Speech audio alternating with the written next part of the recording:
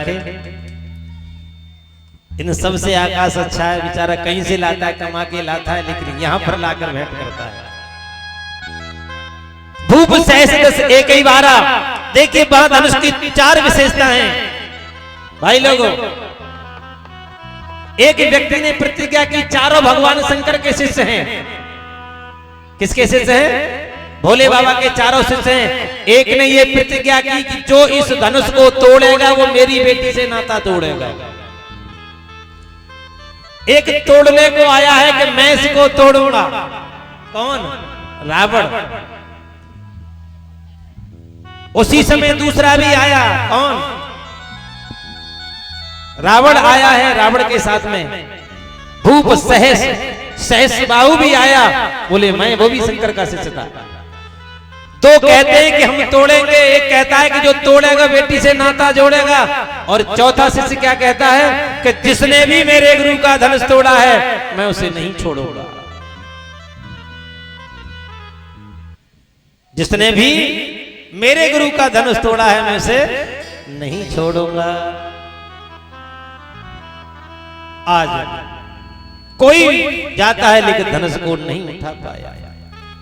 उसी समय महाराज जनक खड़े हो गए और जनक ने देखा, घोषणा कर दी, तजऊ आस निज निज गृह जाओ। हे राजाओ, मैंने तो झूठी प्रतिज्ञा कर ली, आशा को छोड़िए और अपने तजऊ आस निज निज गृह जाओ। पित नहीं लिखो वैदेही विवाह। विधाता ने मेरी बेटी का विवाह नहीं लिखा, ना ये धनुष टूटेगा ना मेरी बेटी का विवाह होगा। के क्वारी लली रही और के बिरथा पेज धनुष की ठानी।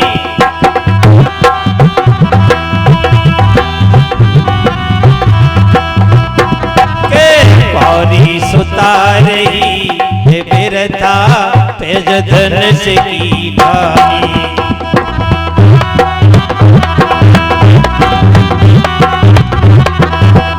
अरे कऊ राजा पे धनुष न टूटो, अरे कऊ राजा पे धनुष न टूटो। अरे भागी आज लली को फूटो। मेरी हंसी भई है बिरथा पेज धनुष की ठानी।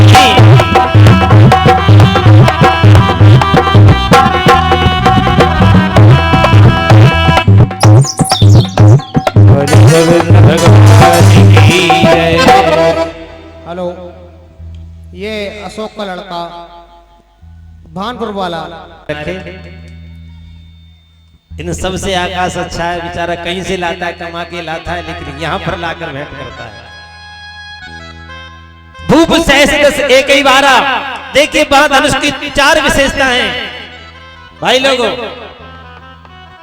एक व्यक्ति ने प्रतिज्ञा की, चारों भगवान शंकर के शिष्य हैं। किसके शिष्य हैं? भोले बाबा के चारों शिष्य हैं। एक ने ये प्रतिज्ञा की कि जो इस धनुष को तोड़ेगा वो मेरी बेटी से नाता तोड़ेगा।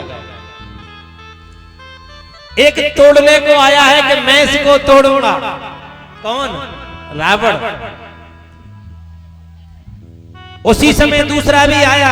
कौन? रावण आया है रावण के साथ में। भूप सहस सहस्रबाहु भी आया, बोले मैं वो भी शंकर का शिष्य था। तो कहते हैं कि हम तोड़ेंगे, एक कहता है कि जो तोड़ेगा बेटी से नाता जोड़ेगा, और चौथा शिष्य क्या कहता है कि जिसने भी मेरे गुरु का धनुष तोड़ा है मैं उसे नहीं छोड़ूंगा। जिसने भी मेरे गुरु का धनुष तोड़ा है मैं उसे नहीं छोड़ूंगा। आज कोई जाता है लेकिन धनुष को नहीं उठा पाया।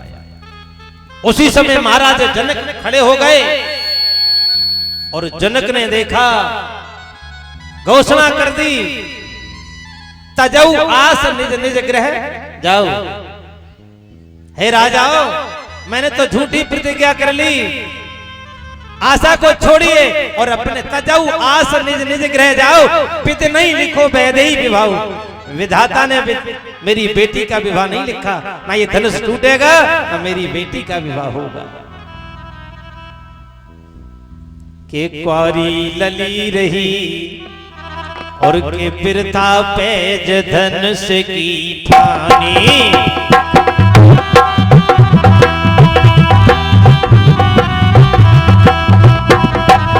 क्वारी सुता रही है बिरथा पेज धनुष की ठानी।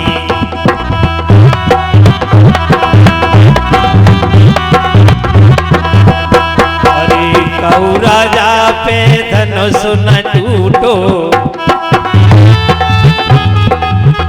अरे कऊ राजा पे धनुष न टूटो। अरे भागी आज लली को फूटो। मेरी हंसी भई के बिरथा पेज धनुष की ठानी।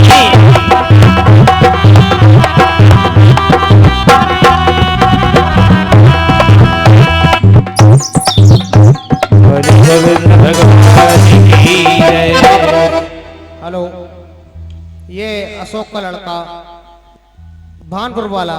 धंधे बदल जाते हैं,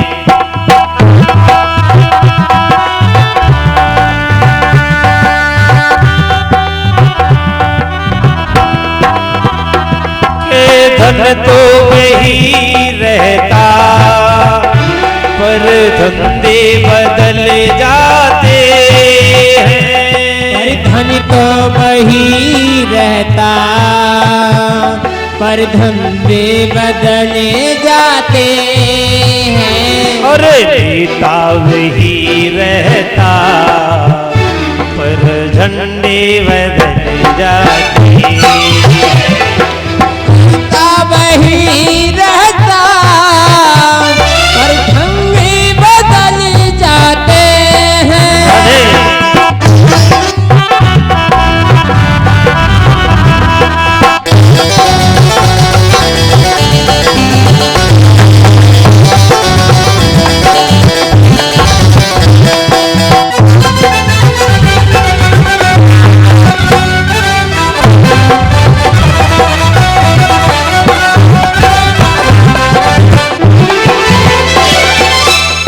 गोविंद भगवान की जय। श्री सुखदेव स्वामी समझाते रहे राजन परिषद। आज जनक महाराज ने कहा कि मेरी बेटी कुंवारी रह गई, मैंने प्रथा वैसे ही मैंने झूठ को ही प्रतिज्ञा की है। और जब ये कहा कि तजऊ आस निज निज गृह जाओ, लक्ष्मण ने राम की तरफ देखा, भैया अनुचित वाणी जनक ने कही। लक्ष्मण खड़े हो गए, रे जड़ जनक, दशरथ का पुत्र है, अरे जहां रघुवंशी बैठे हो, जड़ जनक कहा। लक्ष्मण ने कहा, जनक तुम इस बात को भूल गए जहां रघुवंशी बैठो ऐसी अनुचित वाणी। अरे धनुष की बात क्या, एक बार अगर राम कह दे तो इस पृथ्वी को मैं कच्चे घड़े की तरह तोड़ दूं। लक्ष्मण उसी समय गर्म होते जा रहे हैं, लाल पड़ गए, राम की तरफ देखा, भैया मुझे क्रोध आ रहा है और तुम शांत बैठे हो। राम ने इशारे में कहा, रे लक्ष्मण, जब सूर्य निकलता है तो पहले लालिमा होती है। अरे तूने गर्जना कर दी तो वर्षा हो गई।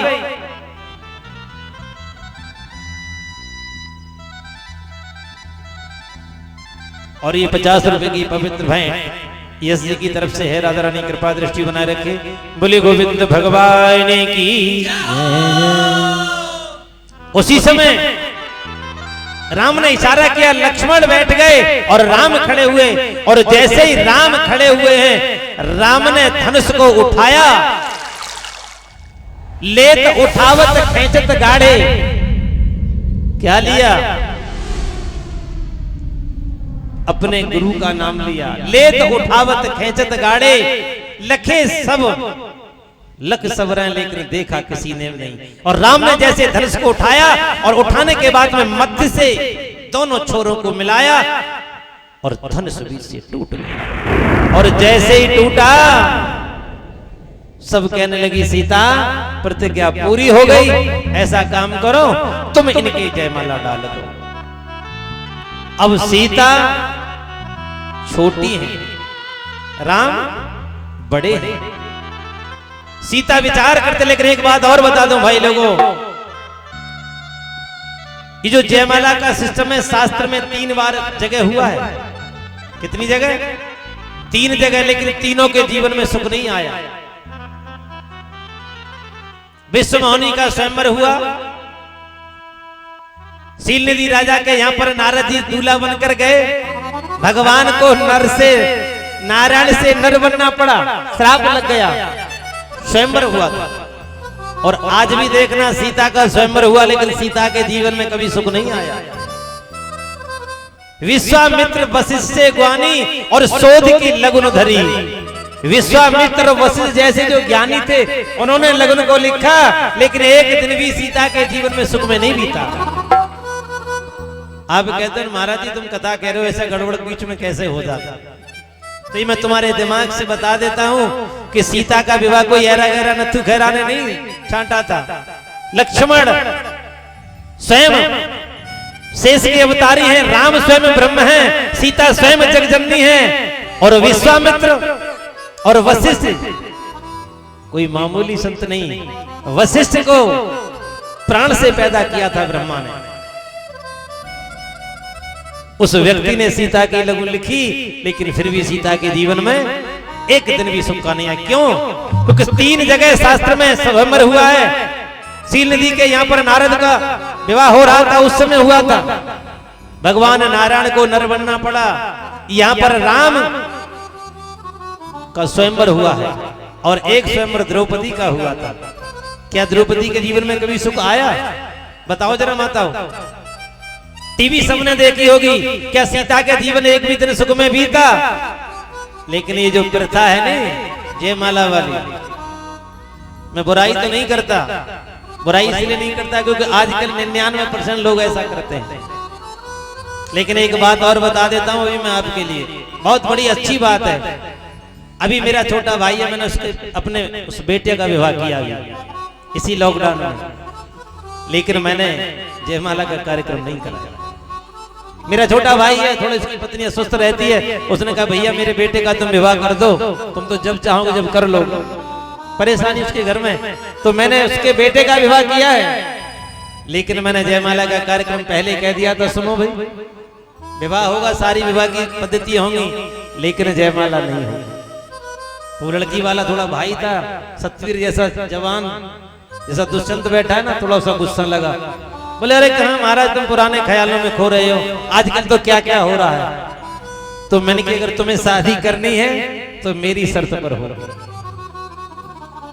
और मैंने किया इस बार, मैं ये नहीं कहता आप मत करो, तुम्हारी जैसी इच्छा करिए, लेकिन मैं शास्त्र बात बता रहा हूं कि 3 लोगों का स्वयंवर हुआ है, 3 लोगों की जयमाला का कार्यक्रम हुआ, उनका जीवन सुख में नहीं गया। आज सीता जी जयमाला लिए खड़ी छोटी हैं, राम बड़े हैं। अब एक दूसरे से देखते हैं भैया क्या करें, कैसे जयमाला पहना है। उस समय सीता ने इशारा किया किसकी तरफ?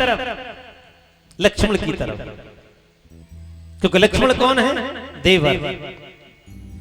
कि देवर हमारी हे नाथ नारायण वासुदेव, श्री कृष्ण गोविंद हरे मुरारी, हे नाथ नारायण वासुदेव। हे नाथ नारायण वासुदेवा, हे नाथ नारायण वासुदेवा, हे नाथ नारायण वासुदेवा, हे नाथ नारायण वासुदेवा।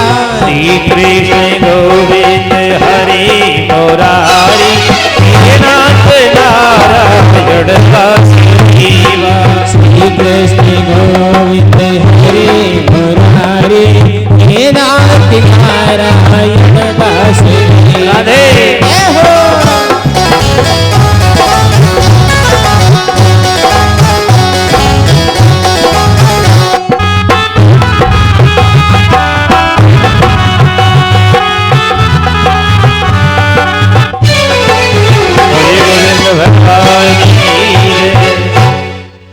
और सीताराम का स्वयंवर हुआ। आगे समय कम है, सफर दिन जिंदगी एक जाएंगे, 4 दिन जिंदगी के गुजर जाएंगे। प्रेम तुमसे किया तो गलती क्या किया, 4 दिन जिंदगी एक जाएंगे। 4 दिन जिंदगी के गुजर जाएंगे।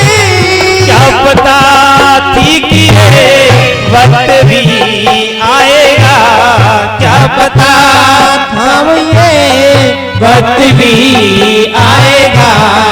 आप वादा जो जाएंगे, 4 दिन जिंदगी एक राधे। तुमसे किया तो गलत क्या किया, प्रेम तुमसे किया तो गलत क्या किया। 4 दिन जिंदगी के गुजर जाएंगे, 4 दिन जिंदगी के गुजर जाएंगे। हरि बोल।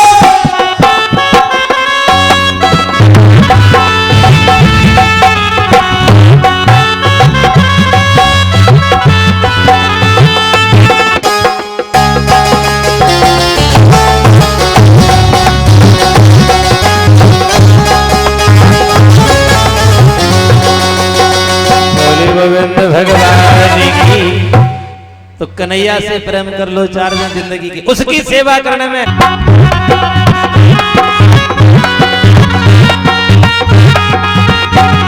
बना मेरो बड़ो होशियार, इंग्लिश में बतलावे।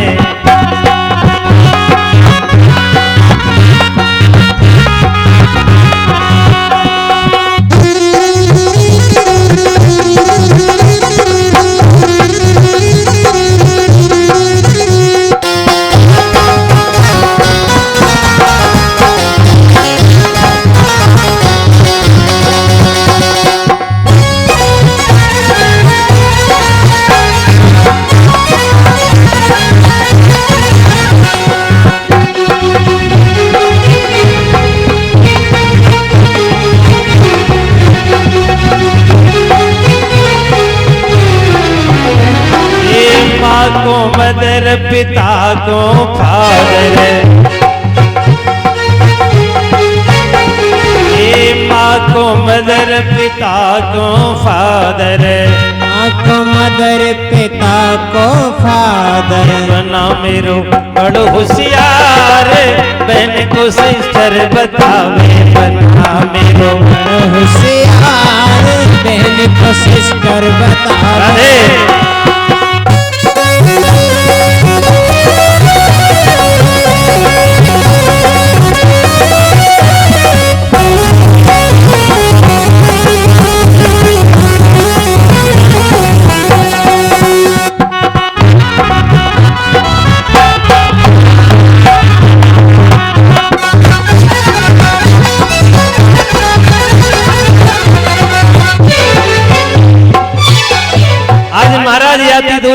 दूल्हा बन करके आए हैं और बहुत धूमधाम के साथ में देवयानी के साथ में महाराज यात्री का विवाह हुआ। जब देवयानी गई तो सर्वश्रेष्ठ दासी के रूप में राजा की बेटी गई, तो शुक्राचार्य के बाद गई थी, राजन ये दासी जा रही है, लेकिन दासी से कोई संतान नहीं होनी चाहिए।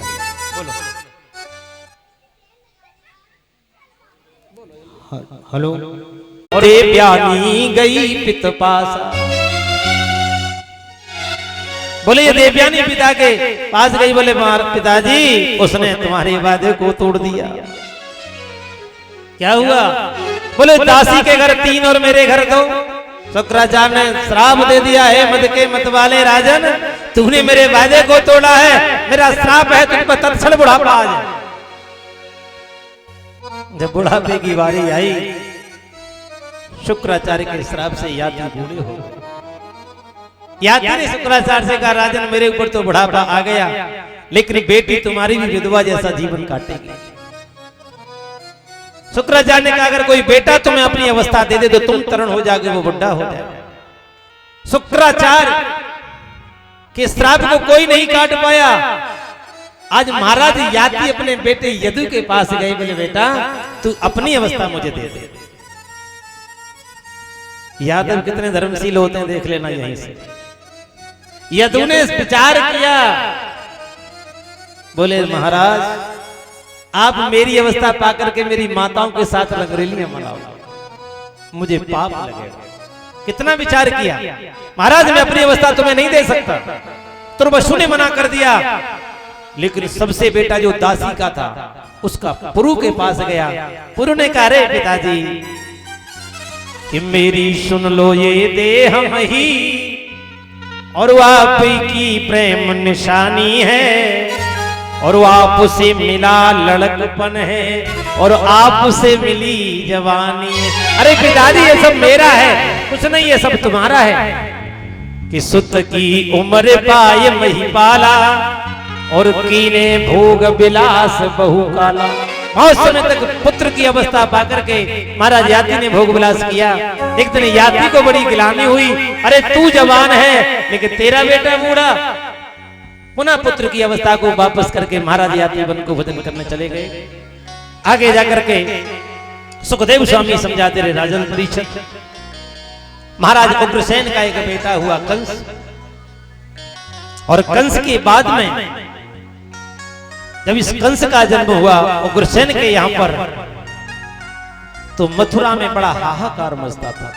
एक बार उग्रसेन ने ब्राह्मणों को बुलाकर कहा, राजन जिस दिन से मेरी पत्नी की मनोरथ पूरा हुआ है उस दिन से वर्षा नहीं होती, बादल गरजते हैं, गाय खूंटे पर रमा रही हैं। महाराज क्या कारण है? तो ब्राह्मण ने बताया, रे राजन तेरी पत्नी के जो संतान होगी वो तेरे कुल को कलंकित करने वाली है। तो जिस समय पवन रेखा ने से बच्चे को जन्म दिया तो महाराज उग्रसेन ने इसे कुसा में लपेटकर मधुसल में बंद करके यमुना में जल प्रवाह कर दिया। उधर वसुदेव जी के जो पिता थे सूरसेन, जो सोड़पुर के रहने वाले हैं, और सोड़पुर जो जगह पड़ती है बटेश्वर, आपने देखा होगा आगरा जिले में बटेश्वर एक जगह पड़ती है, इधर फिरोजाबाद लगता है, उधर आगे आगरा जगह लगता है। सोड़पुर एक जगह है, वहां पर वसुदेव जी का राजधानी थी। आज सूरसेन महाराज ने देखा मधुसन को खुलवा करके तो कुसा में लिपटा हुआ ये बच्चा मिला।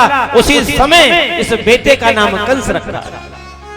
ये कंस वसुदेव के साथ का था, दोनों खेलते जब 11 वर्ष का हो गया।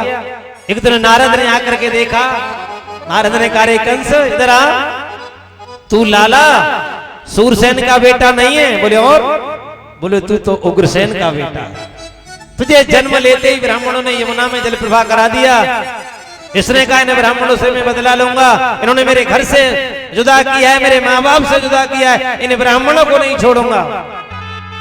तो ये सोड़पुर को छोड़ करके बटेश्वर से सीधा परसोन पड़ती है, एटा जिला में एक जगह है, प्रभु की कृपा है। परसोन में वहां पर परशुराम का मंदिर है, एक तरफ सहसबाहु का किला है। 2 बार मुझे वहां कथा कहने का अवसर प्राप्त हुआ। तो सीधा परसोन में गया और भगवान शंकर के मंदिर में बैठकर इसने तपस्या की और भगवान को प्रसन्न करके भगवान शंकर ने इसको धनुष दिया। बोले कंस जो तोड़ेगा वो तुझे नहीं छोड़ेगा। ये सीधा बटेश्वर से सीधा परसोन से सीधा आया जलेसर, और जलेसर में इसकी भेंट जरासंध से हुई।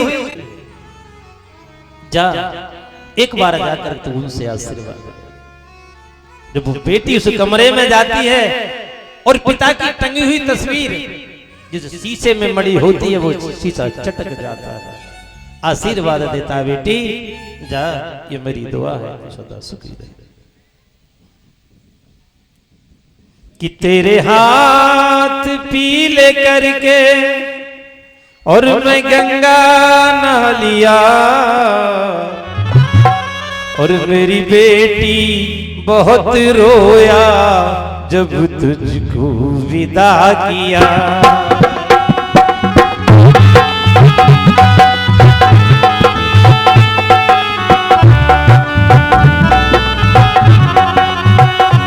तेरे हाथ पीले करके मैं गंगा न लिया, मेरी लाडो बहुत रोया जब तुझको विदा किया। राधे। लाड़ो बहुत रोया जब घर से विदा किया।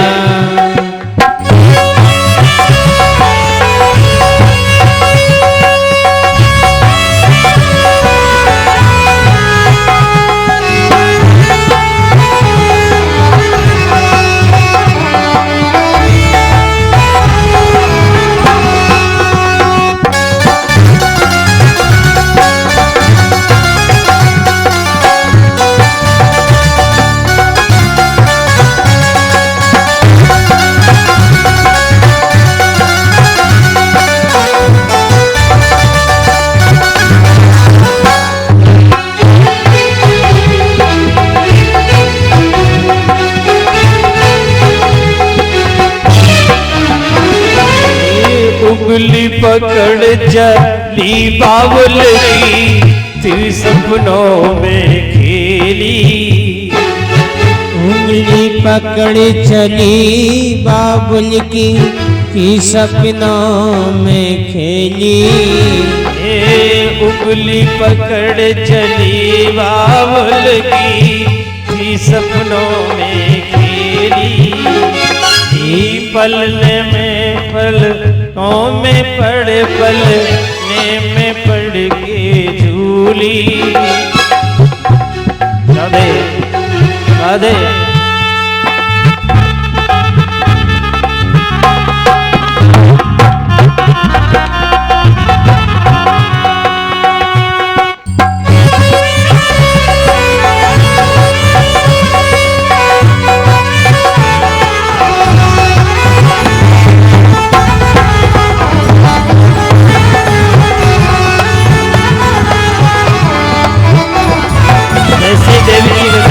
जाती है, सबने नव आंखों से विदा किया और कंस ने देवकी को रथ में बिठाया।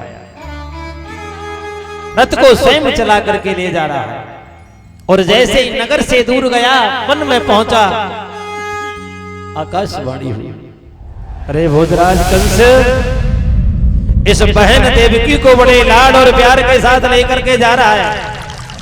इसका अष्टम गर्भ तेरा काल होगा, काल। कंस चकित हो गया, चारों तरफ पुनः आकाशवाणी हुई, भोजराज कंस इस बहन देवकी को बड़े लाड और प्यार के साथ ले जा रहा है। इसका अष्टम गर्भ तेरा काल होगा, काल। उसी समय कंस रथ से कूद गया और देवकी के केसों को पकड़ लिया। देवकी के जब केसों को पकड़ा, देवकी कहने लगी, भैया ये क्या कर रहा है? कंस कहने लगा, देवकी तू नहीं जानती। बोले भैया मैं तो तेरी बहन हूं। अरे बेटी अवध्या होती है, बेटी पर कभी हाथ नहीं उठाया जाता है, और तू तो मुझे बड़ा प्रेम करता था। कंस कहने लगा, देवकी आकाशवाणी क्या कह रही थी कि दुनिया सच ही ये कहती है और स्वार्थ बिन पाप न होता है।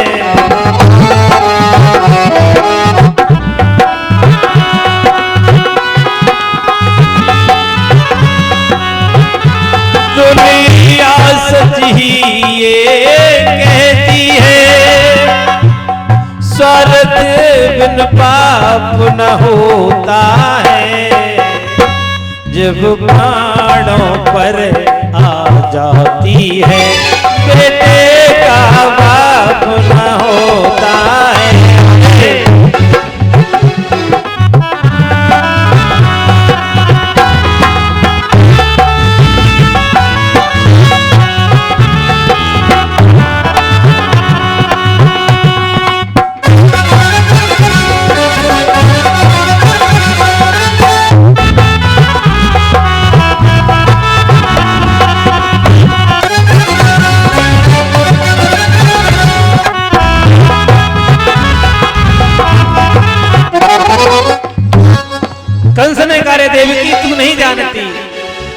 दुनिया सच ही ये कहती है स्वार्थ बिन पाप ना होता है, और जब प्राणों पर आ जाती है बेटे का बाप ना होता है।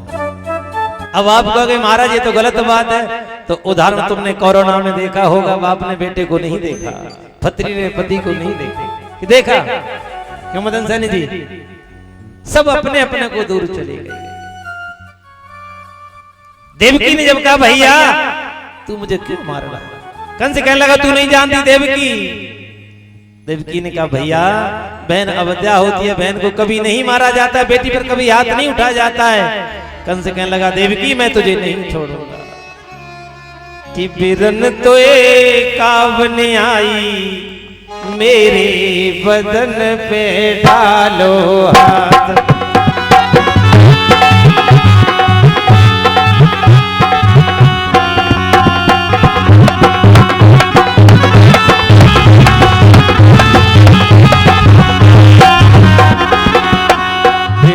तो कावन आई मेरे बदन पे डालो हाथ।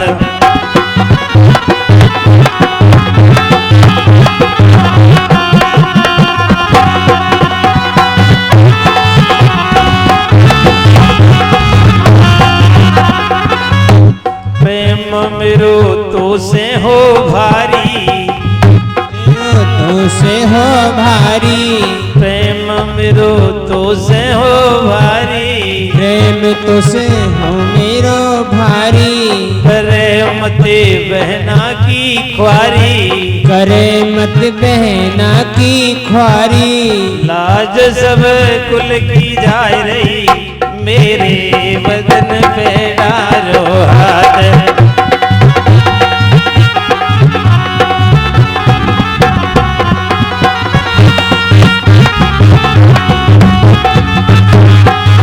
देवकी ने कहा रे भैया ऐसा तू क्यों कर रहा है?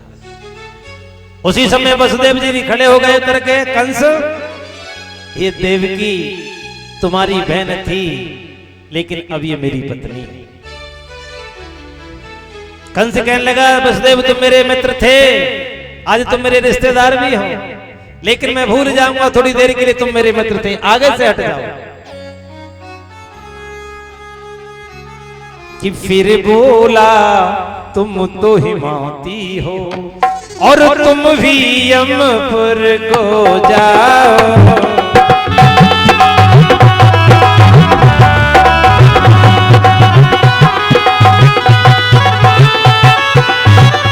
फिर बोला तुम तो हिमाती हो और तुम भी यमपुर को जाओ। सती होती पति पर तुम सदा नारी पर हो जाओ। अरे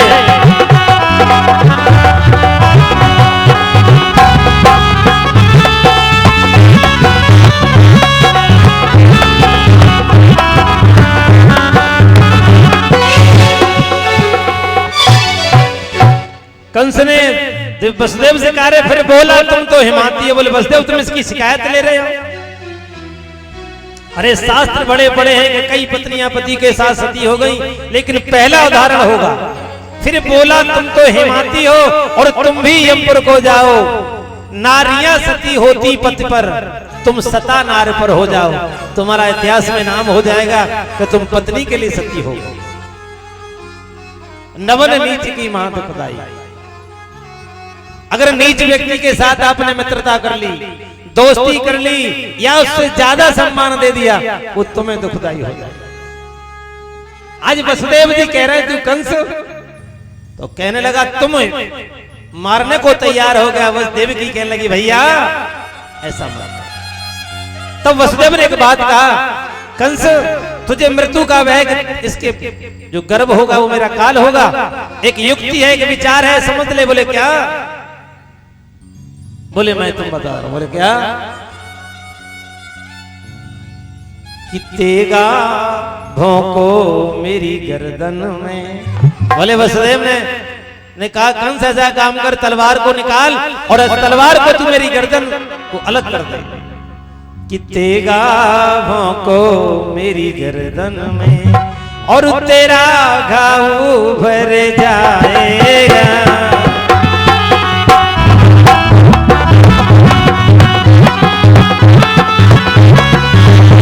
तेगा भोंको मेरी गर्दन में और तेरा घाव भर जाएगा। जब बहन रड़ापा काटेगी बकेला कहाँ से आएगा।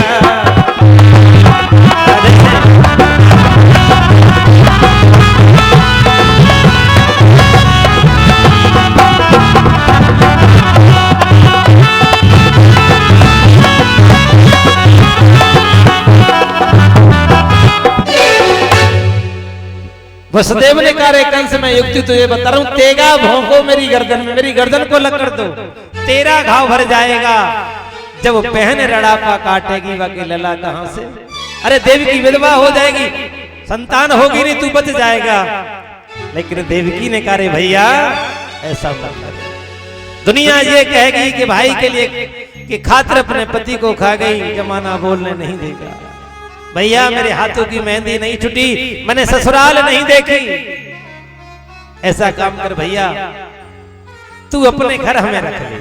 क्या कहा? तू अपने घर रख ले। कंस कहने लगा घर तो रखूंगा लेकिन जेल में बंद। बोले भैया तू तिजोरी में रखना, मोरी में रखना, लेकिन तू इन्हें मारे मती, अपने घर रख ले। आज दोनों दंपतियों को लेकर के गया जहां उग्रसेन बंद थे। उग्रसेन के ठीक सामने वसुदेव और देवकी को बंद कर दिया। उग्रसेन ने दूर से देखा, हाथ जोड़कर देवकी से कहा देवकी ये मेरा बेटा है। क्यों? मूर्ख है कि मूर्ख चिरायु से भला। मूर्ख व्यक्ति की ज्यादा लंबी अवस्था नहीं होनी चाहिए कि मूर्ख चिरायु से भला जन्मत ही मर जा। मरे रुलावे एक दिन जीवत सदा रुलाए। जो मूर्ख व्यक्ति है उसे जन्म लेते मर जाना चाहिए। अगर मर गया तो एक बार रोना पड़ेगा और जिंदा रह गया तो सारी जिंदगी रुलाएगा, चाहे किसी की मूर्ख संतान हो। वसुदेव और देवकी को देख करके उग्रसेन ने हाथ जोड़कर कहा ये मेरा बेटा है, इसे देवकी श्राप मत देना। कुछ समय के बाद में सुखदेव स्वामी समझाते हैं राजन परीक्षित, समय का फेर आया और देवकी ने पहले बेटे को जन्म दिया। इसी बात पर तो चल रही थी कहानी कि 12 बजे भगवान का जन्म होना, आगे नहीं ठिकाने। इसी को मैंने बताया कि समय समय पर होते हैं समय समय की बात, और किसी समय का दिन बड़ा और किसी समय की रात। और कवि ने फिर कहा था कि समय समय पर होते हैं समय समय की बात, और राम जन्म का दिन बड़ा और कृष्ण जन्म की रात। आज की रात बहुत बड़ी होती है। वो तो कथा में बैठे हो ना 20 बार छत पर चढ़ती। टिंकू के पापा देखियो चंदा निकले नहीं अभी, ऊपर से नीचे, नीचे से ऊपर। लेकिन ये भगवान की कथा में बैठे हो, मन लग रहा है, भूख भी नहीं लगती, प्यास भी नहीं लगती। आज वही पहले बेटे को देवकी ने जन्म दिया, और जैसे ही बेटे को जन्म दिया वसुदेव ने कहा देवकी इस बेटे को ला, मैं कंस के पास ले जाऊं। एक बार के लिए तो देवकी को बड़ा दुख हुआ, लेकिन फिर अपने वायदे के मुताबिक देवकी ने बेटे को दे दिया। कंस ऊंचे से सिंहासन पर बैठा था। वसुदेव ने जाकर के कंस को प्रणाम किया, राजन लो अपनी अमावत। कंस ने बेटे को लिया, गोद में खिलाया, बड़ा प्रसन्न हुआ। अरे वसुदेव मित्र हो तो तुम्हारे जैसा। आकाशवाणी ने तो 8 में बताया था, इससे मेरी क्या वैर है, इससे मेरी कोई दुश्मनी नहीं, ले जाओ देवकी को जाके दे देना। अब देवकी के पास ले जाकर वसुदेव ने दिया तो बस देवकी तो फूल ही नहीं समाई, देख लिया वो मेरा भैया है। अरे उसने भैंसे बंद ही तो कर दिया, सारी तेल की बातें भूल गई और भैया की प्रशंसा करने लगी। उसी समय देवता आकाश मार्ग से देख रहे थे। देवताओं ने विचार किया इसके मन में दया कैसे आ गई। अरे दुष्ट के मन में दया आ गई तो दुष्ट मरेगा नहीं। नारद से कहा नारद जाकर के कंस को समझाओ। कंस बड़ा खुश हो रहा था। नारद आए, नारद ने देखा कंस बड़ा प्रसन्न हो रहा है। बोले गुरु जी तुम्हें पता नहीं है कि रे कंस राज घर में बैठा और भारी आनंद मनाता है।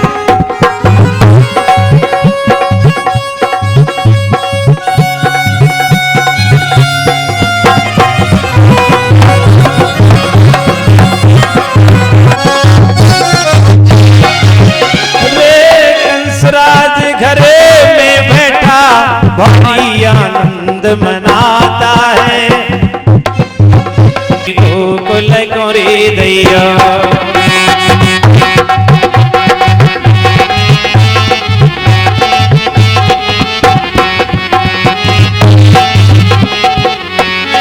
अरे तेरे अब यहाँ रे नहीं रे करनी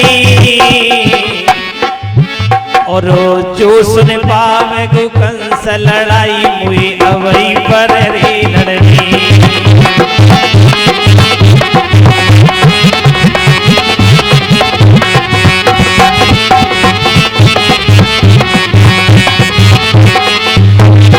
अरे पिता श्री ऐसी कहती हो और भादो आदि रात जन्म हरे आठे कुरियो।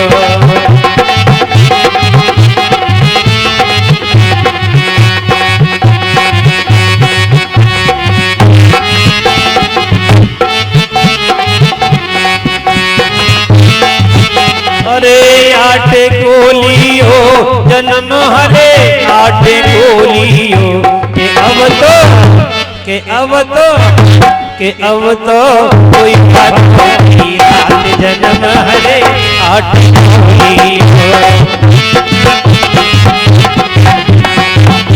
अभी ताली बजाएं, मौसम होने वाला है। हाथ ऊपर करें मेरे परमात्मा ने हाथ दिए।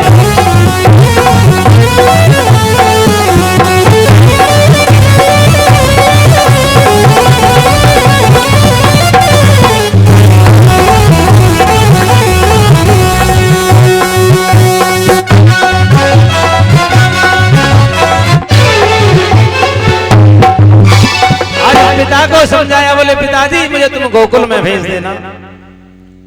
आज जिस समय वसुदेव लाला को छोटे बन गए, प्रभु लाला को जब लेकर के चले हैं, जब लाला को लेकर के जा रहे थे और आवत देखो तो अचक चढ़ी रैया।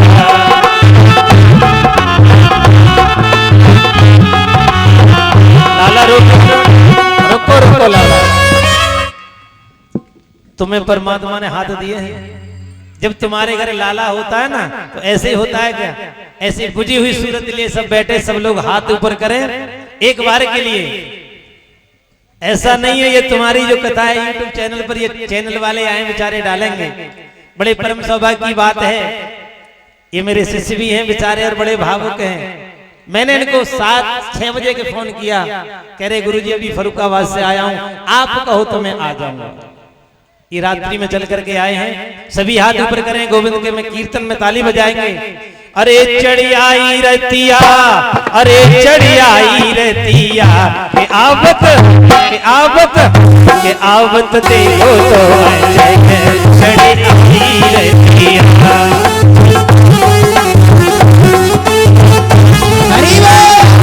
ये चढ़ियाई यमुना, अरे चढ़ियाई यमुना, चढ़ियाई यमुना, अरे चढ़ियाई यमुना के आवत के आवत के आवत देखो चढ़ियाई यमुना। अरे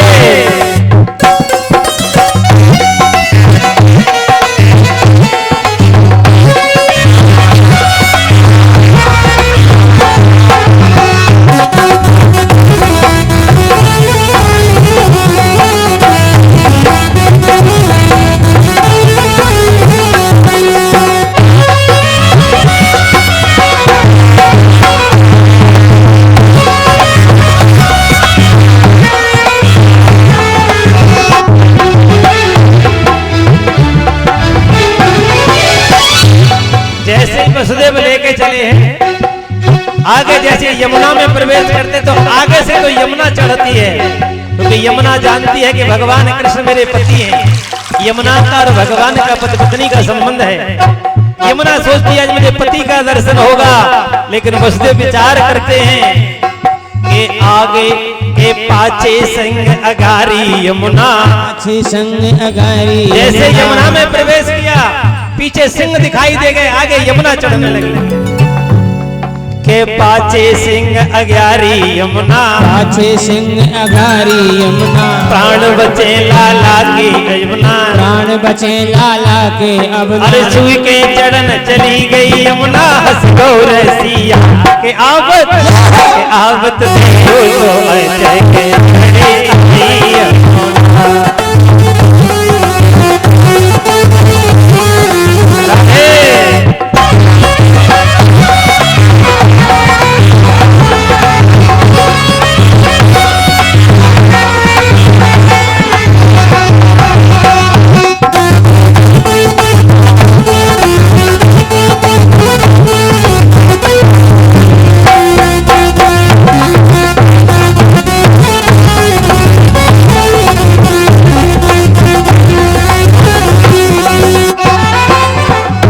वसुदेव जी विचार करते ही यमुना ने चरण स्पर्श किए, नीचे चली गई। सुखदेव स्वामी समझे थे राजन परिषद, पहरेदार सब सो गए, लेकर पहुंचे। अब नंद बाबा के घर का थोड़ा हाल सुनते हैं। एक बात और बता दूं माताओं, जब कभी भाभी के कुछ होने के लिए हो तो नंद 6 महीने पहले से सेवा करने के लिए आ जाती है। नंद बाबा के 2 बहनें थी, एक का नाम था नंदा और दूसरी का नाम था सुनंदा। सब विचार करती है नंद रानी के लाले भई हो। सुबह से लेकर शाम तक नंदा सुनंदा एक ही बात कहती, हे यमुना महारानी, हे गिरिराजी महाराज, नंद रानी के लाले भई हो लाले।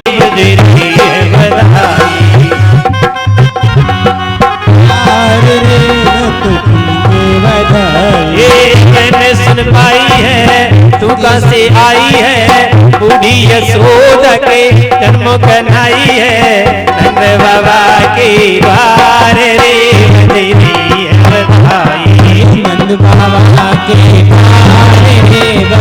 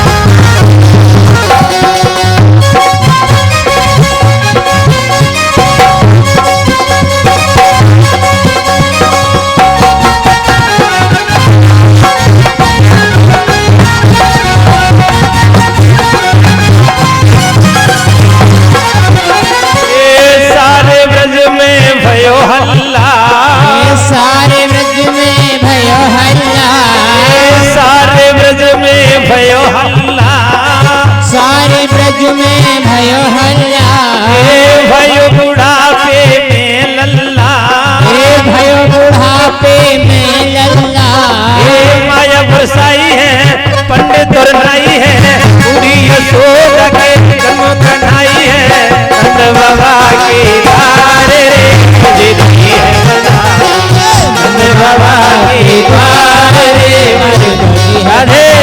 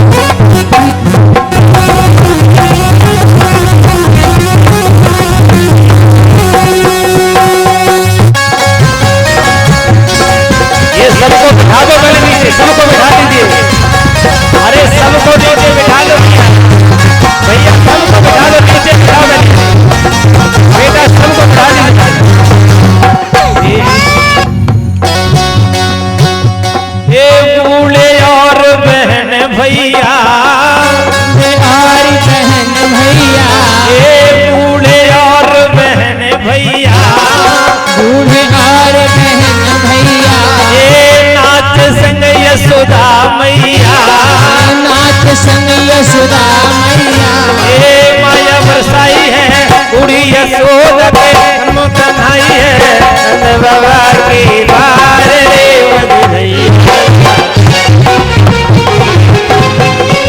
राधे।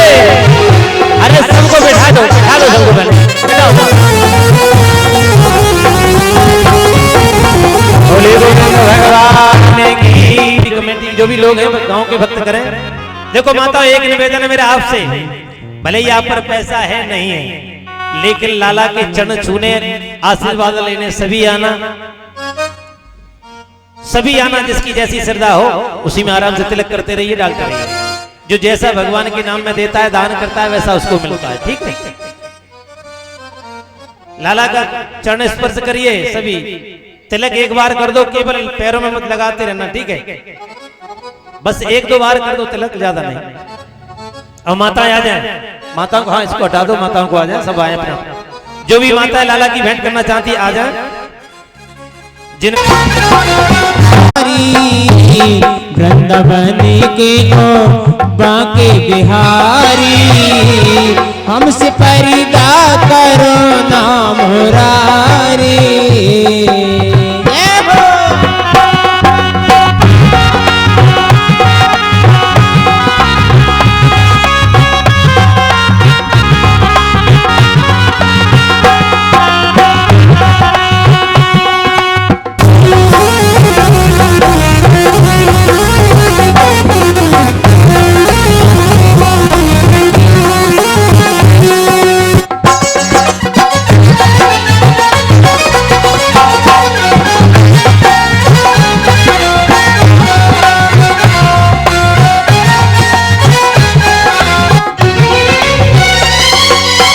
ओ श्याम हम तुम्हारे पराए नहीं हैं, गैर के दर पे आए नहीं हैं।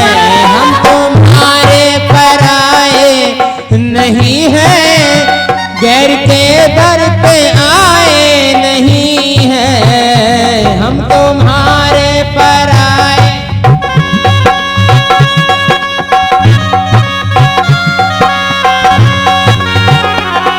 तुम्हारे पराए नहीं हैं, वैर के दर पे आए नहीं हैं। हम तुम्हारे पुराने पुजारी, हम तुम्हारे पुराने पुजारी। हमसे पर्दा करो ना मुरारी, वृंदावन के ओ बांके बिहारी। हमसे पर्दा करो ना मुरारी। श्री हरि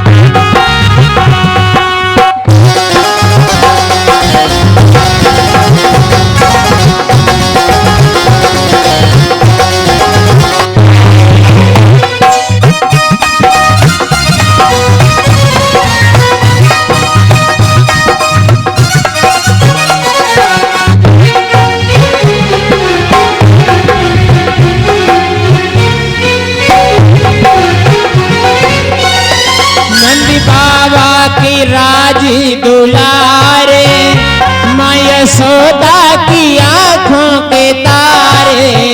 नंद बाबा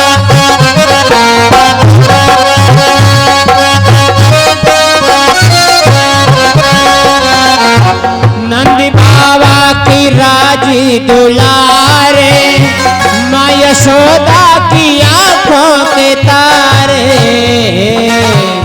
राधा के सावरे गिरधारी, राधा के सावरे गिरधारी। हमसे पर्दा करो ना मुरारी, वृंदावन के ओ बांके बिहारी। हमसे पर्दा करो ना मुरारी।